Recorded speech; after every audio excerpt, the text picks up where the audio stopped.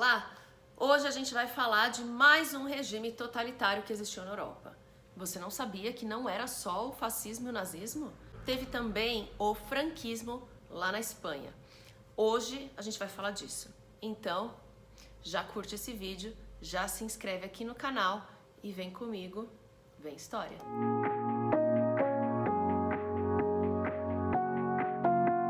O franquismo foi um regime ditatorial que aconteceu lá na Espanha desde 1939 até 1975. Pois é, e ele teve moldes bastante fascistas. Ele foi liderado por um cara que ganhou o nome dele, né? O cara chamava Francisco Franco. A principal característica do franquismo era o ultranacionalismo. Sim, regime totalitário, né? E a gente não pode esquecer que ele manteve, o Franco, a divisão dos três poderes aberta. Então, legislativo, executivo e judiciário. Mas era só como fachada, porque na verdade era ele que concentrava o poder nas suas mãos.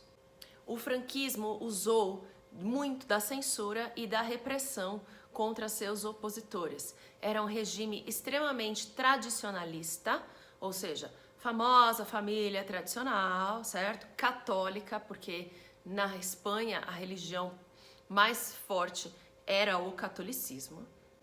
E, é claro, anticomunista. A repressão do franquismo foi algo assustador.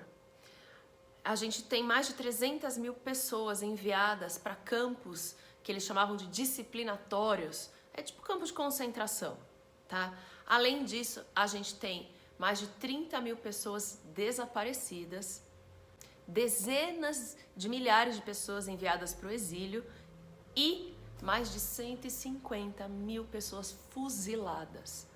Ou seja, o regime matou de fato. O franquismo foi uma ditadura extremamente violenta, mas a gente tem que entender como que esse negócio chegou ao poder e como que ele durou tanto tempo. A Espanha tinha passado na década de 20 por uma ditadura. Sim, uma ditadura de Miguel Primo Rivera. Ele governou de 1923 até 1930 e o seu governo ficou conhecido por muita censura e muita repressão aos opositores, principalmente aos anarquistas e comunistas dentro da Espanha.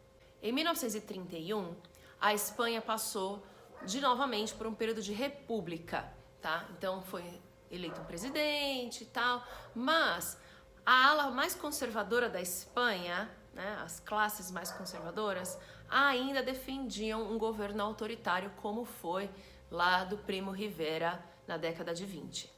Até porque este governo republicano simpatizava com ideias socialistas e, assim, não perseguia, tinha até um primeiro-ministro que era conhecido como socialista, e aí essas alas conservadoras não gostavam nada. Esses setores mais conservadores da sociedade espanhola tentaram dar um golpe de Estado e instaurar uma ditadura novamente na Espanha. Mas desta vez esse golpe foi frustrado. Por quê? Porque na Espanha estava organizado o grupo anarquista e o Partido Comunista Espanhol, que sim era auxiliado lá por Moscou, nessa época já a União Soviética. Desse modo, teve início a Guerra Civil Espanhola, que durou de 1936 até 1939. Pois é, de um lado a gente tinha a Frente Popular, que era uma frente, como diz o nome, com a população mais pobre da Espanha, mais simples, liderado sim pelos anarquistas e pelo Partido Comunista Espanhol. E do outro lado a gente tinha o Movimento Nacional, que era concentrado as pessoas de direita, liderado então pelo próprio Francisco Franco.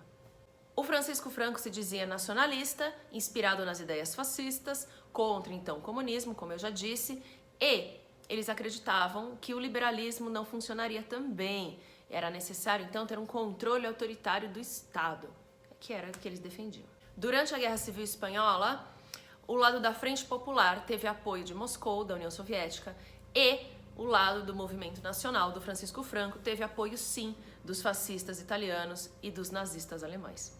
A Guerra Civil Espanhola ocasionou a morte de milhares de pessoas e o vencedor foi o Francisco Franco, que a partir de 39 então instaurou uma ditadura no país. Durante a Segunda Guerra Mundial, A Espanha apoiava o fascismo, mas não chegou a se envolver diretamente na guerra.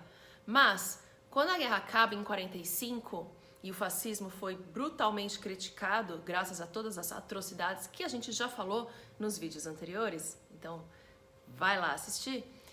Mas a gente vai ter, então, uma crítica ao franquismo, né? E aí o Francisco Franco vai assinar uma lei de sucessão dizendo que quando ele morresse, então a Espanha voltaria a ser uma monarquia sucessória. Então, claro, tem que esperar o cara morrer, né? Ele abrir mão do poder, que absurdo. Durante a Guerra Fria, em 1953, os Estados Unidos passou a apoiar a luta do franquismo contra o comunismo, certo? Obviamente, Guerra Fria, e instaurou várias bases dos Estados Unidos dentro da Espanha.